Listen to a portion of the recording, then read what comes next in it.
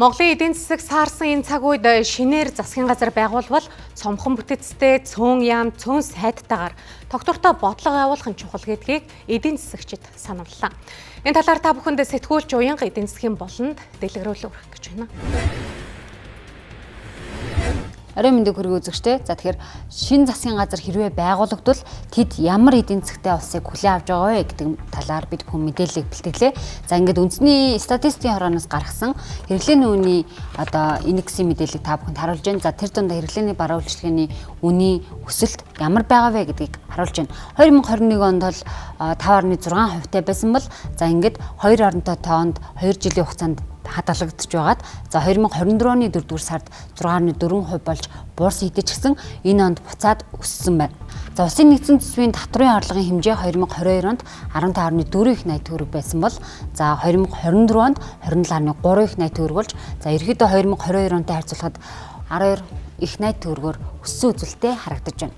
За тэгвэл ийм цаг үед бол цаашдаа шинэ засгийн газар байгуулагдвал эдийн засгийн хувьд ямар зүйл дээр голчлон анхаарах нь зүйтэй вэ гэдэг дээр эдийн засгчдын байр суурийг сонслоо. Тэдний зүгээс бол шинэ засгийн газар байгуулагдахтаа төрийн энэ данхаасан байдлыг бол аль болох бууруулж нэгэсэндээ сайд нар болоод яамдын тоог цөөлөх шаардлагатай гэдгийг онцолж байна.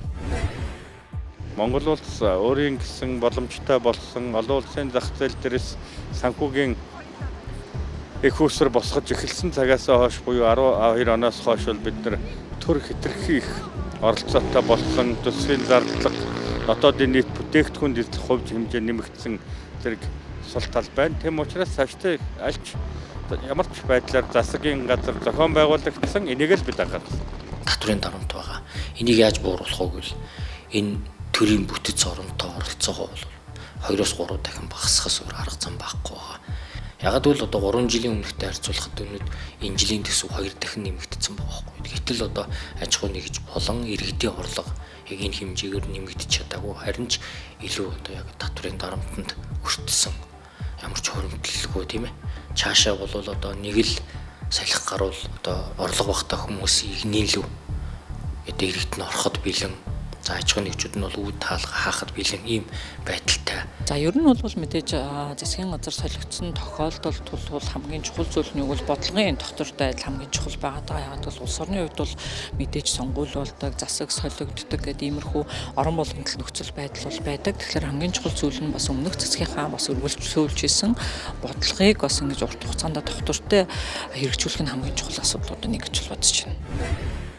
Эдийн засгчдын яран дээр ч дурдгдсан бизнесийн салбарыг бол тэр дундаа хувийн хвшлийг дэмжих чиглэлд онцгойлон анхаарах нь зүйтэй гэдгийг бас тэд тодтогч байна. За сүүлийн 10 гаруй жилийн хугацаанд бол төр хувийн хвшлийг дэмжнэ, төр хувийн хвшлийн хамтрал гэдэг үгийг улс төрчид их олон удаа ашигласан хэдий ч гэсэн тэр нь бодит үр дүнд бол харагдахгүй байна гэдгийг тэд тодтогч байна. За ингээд Монголын үндэсний худалдаа ажилуулрын тагмаас гаргасан Монголын бизнесийн орчны судалгаа, за индексийн хувьд бол 5 хүртэлх оноо авах хэвээр. За хамгийн бага үзүүлэлт нь бол 1 оноо авах хэрэгтэй байдаг. За ингээд харахад бол аялал жуулчлал, мал аж ахуй, барилга гэх мэтчлэн бизнесийн бүхий л салбаруудын хувьд за ойролцоогоор нэг 260 оноотой бол дундаж ийм оноо нь авч байна. Тэгэхээр ерөөхдөө эндээс юу гэж харж болох вэ гэхээр Монгол улс бизнесийн хувьд бизнесийн үйл ажиллагаа явуулах орчин бол төдийлөн бүрдээгүй, хангалтгүй гэж ойлгож болохоор байгаа.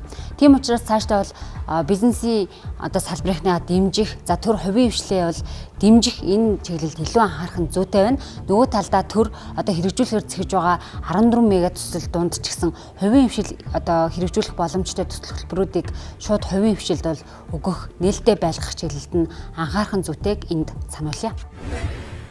Маш их өөрчлөлтөд яригдж байгаа боловч яг одоо бол хөрсөн дээрээ тэр шийдвэрүүд хэрэгжсэн зүйлүүд бол харагдахгүй байгаа.